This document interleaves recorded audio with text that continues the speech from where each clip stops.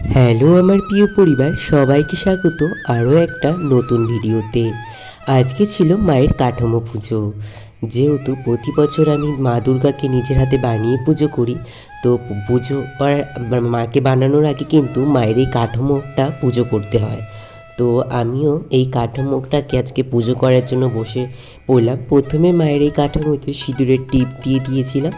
তারপরে কি একে একে সব দেবতার দেবদেবীর পুজো করে নিয়েছিলাম। যেহেতু আমার বাড়ির মিষ্টি মা আছে, তোমরা তো সবাই জানো, মিষ্টি মাকেও বানিয়েছিলাম এবছর। আর আগের বছর যেহেতু পুজো করতে পারিনি, একটু কালো সুচ যেই অসুচ থাকে বলে না, যে কেউ মারা গেলে 1 বছর পুজো করতে নেই, তার জন্য কিন্তু আগের বছর আমি মা দুর্গার পুজোটা করতে পারিনি।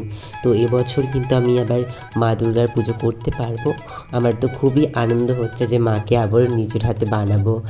একটা বছর মানে 2 বছর বলতে গেলে, যে 2 বছর পর আবারও আমি মা দুর্গাকে বানাবো। খুব খুব ভালো লাগছে।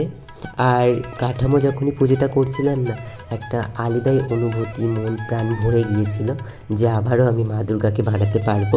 খুব খুব ভালো লাগলো। তারপরে কি একে একে মায়ের কাঠামোতে ফুল দিয়ে দিলাম। তারপরে মায়ের জন্য আজকে এই ছানার মিষ্টিটা এনেছিলাম। আমাদের জানো তো এইদিকে প্রচুর পরিমাণে বন্যা হয়ে গেছে। বন্যার কারণে আমাদের তো একটু অসুবিধাই হচ্ছে যাতায়াতের জন্য। জল দিয়েই সব কিছু আনা নেওয়া করতে হচ্ছে।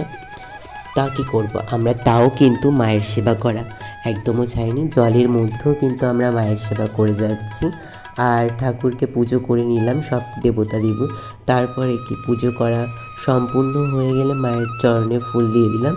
তো আজকের ভিডিওটা এই পর্যন্ত। আর তারপরে কি মায়ের আরতিটা করে নেব।